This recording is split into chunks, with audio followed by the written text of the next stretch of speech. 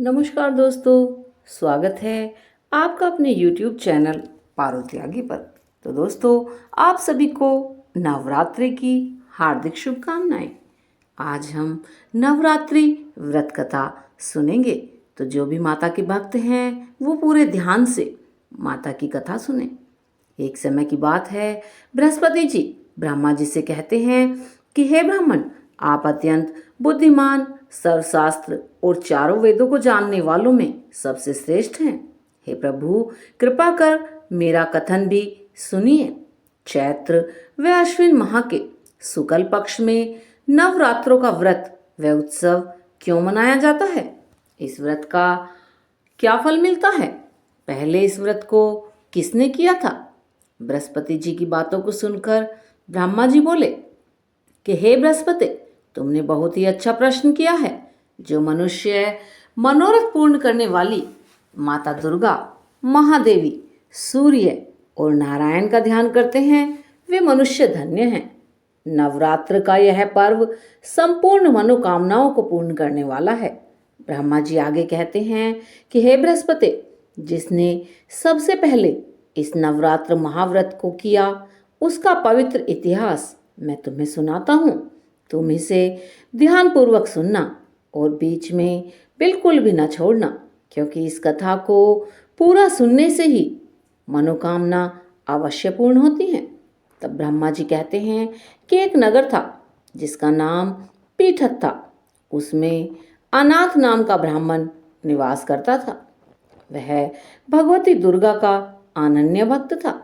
संपूर्ण सद्गुणों से युक्त एक कन्या ने उसके यहाँ जन्म लिया, मानो ब्रह्म की सबसे पहली रचना हो। उसका नाम उसने सुमिति रख दिया।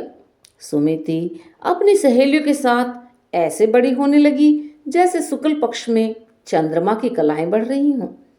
सुमिति के पिता नियम से प्रतिदिन दुर्गा की पूजा तथा हवन किया करते थे और उस समय सुमिति भी वहां उपस्थित रहती थी।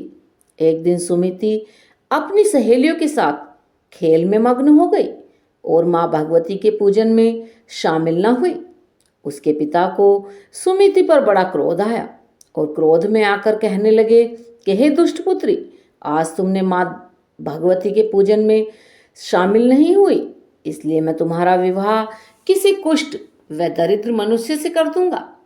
अपने पिता को सुनकर पुत्री को बहुत कष्ट पहुंचा और कहने लगी कि पिताजी, मैं आपकी पुत्री हूँ और आपके अधीन हूँ, इसीलिए आप मेरा विवाह जिस किसी से कराना चाहें करा सकते हैं, क्योंकि होना तो वही है जो मेरे भाग्य में लिखा है और मुझे अपने भाग्य पर पूर्ण विश्वास है। सुमिति कहती है कि मनुष्य कितने मनोरथों को पूर्ण करना चाहता है, लेकिन होता तो वही है जो भाग्य विधाता भाग्य में लिख देता है। जो जैसा कर्म करता है उसको फल भी उन कर्मों के अनुसार ही मिलता है। मनुष्य के हाथ में केवल कर्म करना लिखा है और उसका फल देना भगवान के हाथ में है।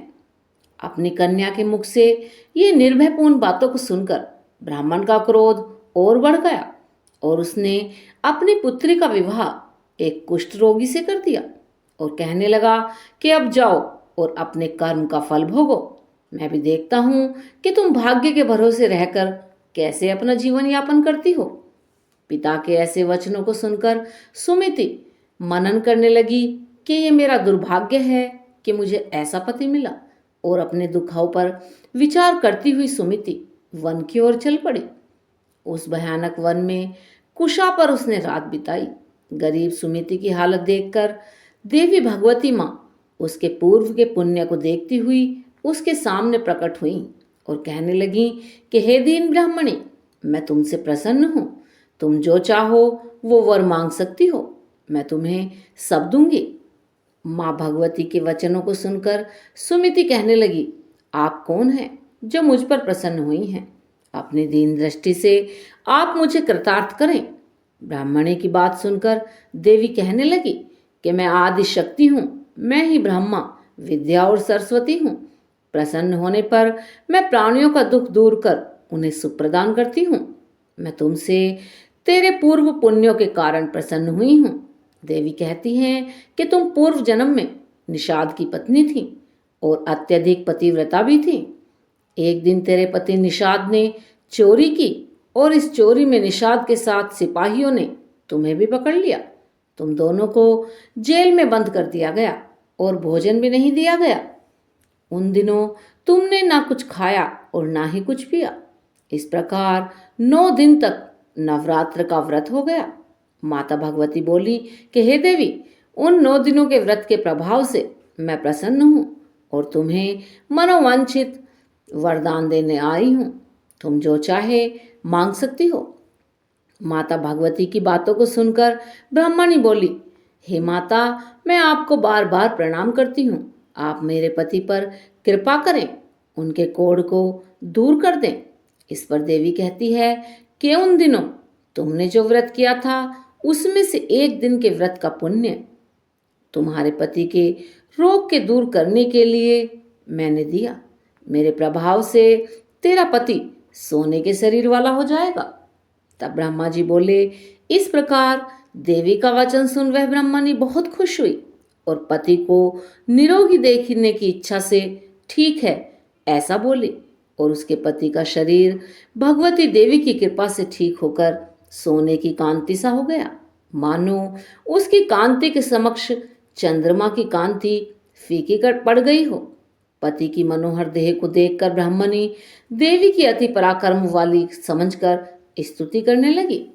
हे दुर्गे, आप दुखों को दूर करने वाली हैं, तीनों लोकों के कष्ट हरने वाली हैं, दुखों का निवारण करने वाली हैं, रोगी को निरोगी करने वाली हैं, प्रसन्न होने पर मनोवांछित फल देने वाली हैं और दुष्ट मनुष्य का नाश करने वाली हैं।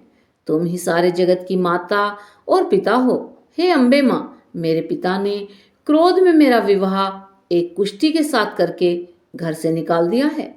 पिता की निकाली हुई बेटी को आपने सहारा दिया है। तब ब्राह्मणी कहती है कि हे देवी, दुखों के इस सागर से आपने मुझे बाहर निकाला है। हे देवी, मैं आपको बारंबार प्रणाम करती हूँ। ब्रह्मा जी बोले, हे बृहस्पति, उस सुमिति ने मन से देवी की बहुत स्तुति की और उसकी की हुई स्तुति से देवी को बहुत संतोष हुआ। देवी ने ब्राह्मणी से कहा कि तुम्हारे घर एक अति बुद्धिमान, धनवान, कीर्तिवान और जितेंद्रिय पुत्र पैदा होगा जिसका नाम उद्दालक होगा। देवी ब्राह्मणी से कहने लगी कि हे ब्राह्मणी, तेरी अगर कोई और इच्छा हो तो तू वर मांग सकती है। ब्राह्मणी कहती है कि हे माँ, अगर आप मुझसे प्रसन्न हैं तो आप मुझे व्रत करने की विधि सविस्तार बतलाइए। ब्राह्मणी के वचन सुनकर माँ भगवती कहने लगी कि मैं तुम्हें संपूर्ण नाशों को दूर करने वाले नवरात्र व्रत की विधि बताती हूँ। देवी कहती हैं कि इसे तुम ध्यान पूर्वक सुनना। अश्विन माह के शुक्ल पक्ष की प्रतिपदा से लेकर 9 दिन तक विधि पूर्वक व्रत किया जाता है। यदि दिन भर व्रत नहीं कर सकते तो एक समय का भोजन करें, ब्राह्मणों से पूछकर घट स्थापन करें और वाटिका बनाकर उसको प्रतिदिन जल से सींचें।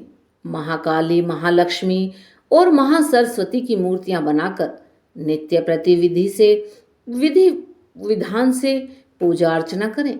पुष्पों से अर्घ्य दें और बिजोरा के पुष्प से अर्घ्य देने पर रूप की प्राप्ति होती है। जायफल से कीर्ति, दाख से कार्य की सिद्धि होती है, आंवले से सुख व केले से भूषण की प्राप्ति होती है। फलों से अर्घ्य देकर विधि से हवन करें। खांड, घी, गेहूं, शहद, जौ, तिल, नारियल, बिंब, दाख व कदम्ब आदि सामग्रियों से हवन संपन्न करें। गेहूं का हवन करने से लक्ष्मी की प्राप्ति होती है। खीर व चंपा के फूलों से धन व पत्तों से तेज और सुख प्राप्त होता है। आंवले से कीर्ति, केले से पुत्र की प्राप्ति होती है। कमल से राज सम्मान और दाखों से सुख संपत्ति मिलती है। खांड, घी, नारियल, शहद, जौ व तिल और फलों से होम करने से मनोवांछित वस्तु की प्राप्ति होती है। व्रत करने वाले को स्वभाव में नम्रता रखनी चाहिए। अंत में आचार्य को प्रणाम कर यथाशक्ति उसे दक्षिणा देकर विदा करना चाहिए। इस महाव्रत को बताई विधि के अनुसार जो भी मनुष्य करता है उसके सभी मनोरथ अवश्य ही पूर्ण होते हैं। ब्रह्मा जी कहते हैं कि हे बृहस्पति, इस प्रकार ब्राह्मणी को इस व्रत की विधि व फल बताकर माँ भगवती अंतर्ध्यान हो गईं। जो मनुष्य इस व्रत को करता है, इस कथा को पढ़ता है अथवा सुनता है, वह इस लोक में सुख पाकर अंत में मोक्ष प्राप्त करता है। ब्रह्मा जी फिर कहने लगे कि हे बृहस्पति, इस व्रत का महात्म्य मैंने तुम्हें बताया है। ब्रह्मा जी का कथन सुन बृहस्पति देव आनंद विभोर हो उठे और ब्रह्मा जी से कहने लगे कि हे ब्रह्मा जी, आपने मुझ पर अति कृपा की है, जो आपने मुझे अमृत के समान इस नवरात्रि व्रत का महात्म्य और कथा सुनाई है। तो दोस्तों, आप भी सब कमेंट में जय माता दी जरूर लिखिए और वीडियो अच्छी लगी हो तो लाइक और शेयर करें और पूरे नवरात्रों की कथाएं और अध्याय सुनने के लिए हमारे चैनल पर बने रहें। धन्यवाद दोस्तों।